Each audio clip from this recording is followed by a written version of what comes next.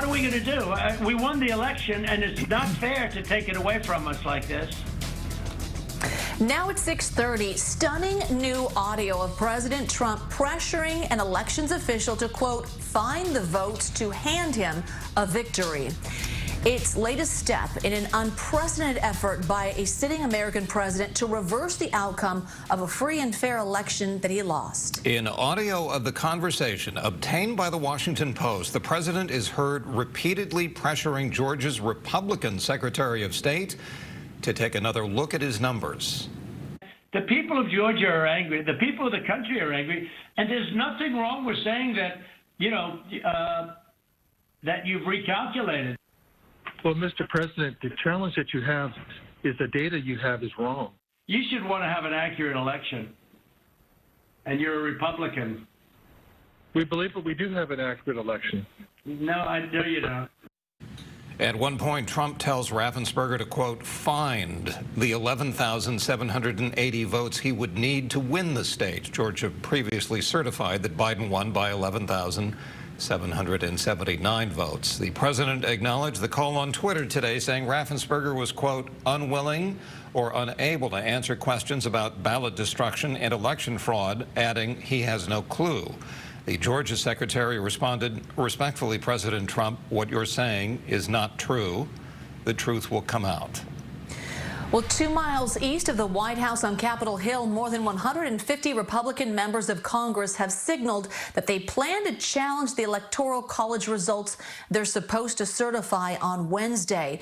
Republicans say it's an effort to restore confidence in the election system.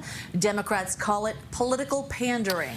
New at 6, our Devin Fehely spoke with pundits and party leaders about the potential fallout.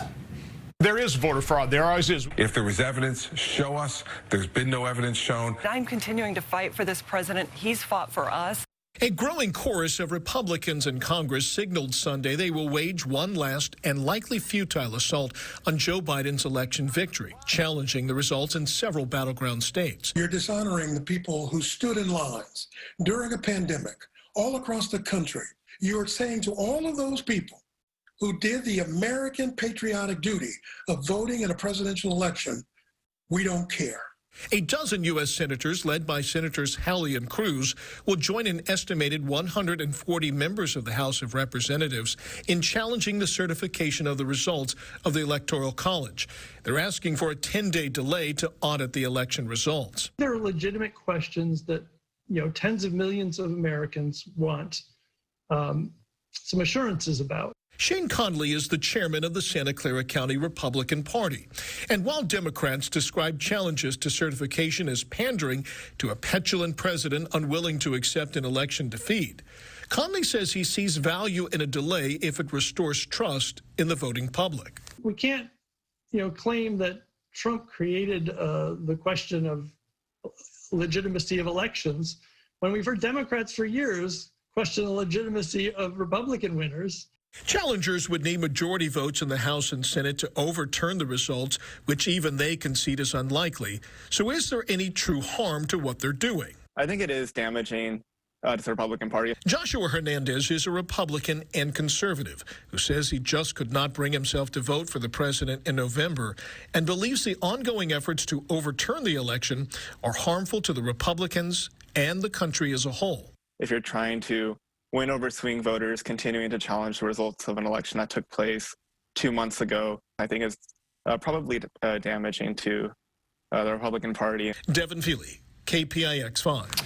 Now, if a member of the House and a member of the Senate object to the certification, it triggers 2 hours of debate in each chamber, and that's followed by a simple majority vote in both chambers about whether or not to move forward.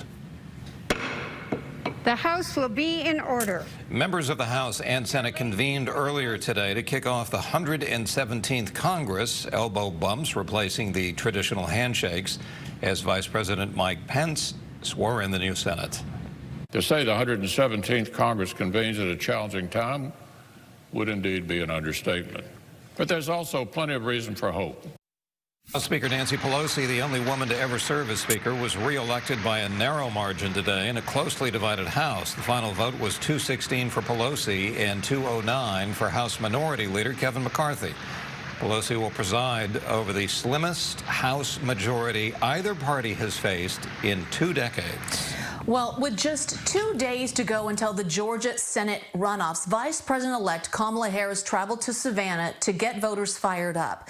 She campaigned alongside Democratic candidates Jon Ossoff and Raphael Warnock. While getting out the vote, she also slammed President Trump's phone call with the Georgia Secretary of State. Well, it was, yes, certainly the voice of desperation. Most certainly that. And it was a bald-faced, bold abuse of power by the President of the United States. Warnock and Ossoff are fighting to unseat Republicans David Perdue and Kelly Loeffler. If both incumbents lose on Tuesday, it would split the Senate down the middle, 50 members from each party. In that case, Harris would cast tie-breaking votes, effectively giving Democrats control of the chamber.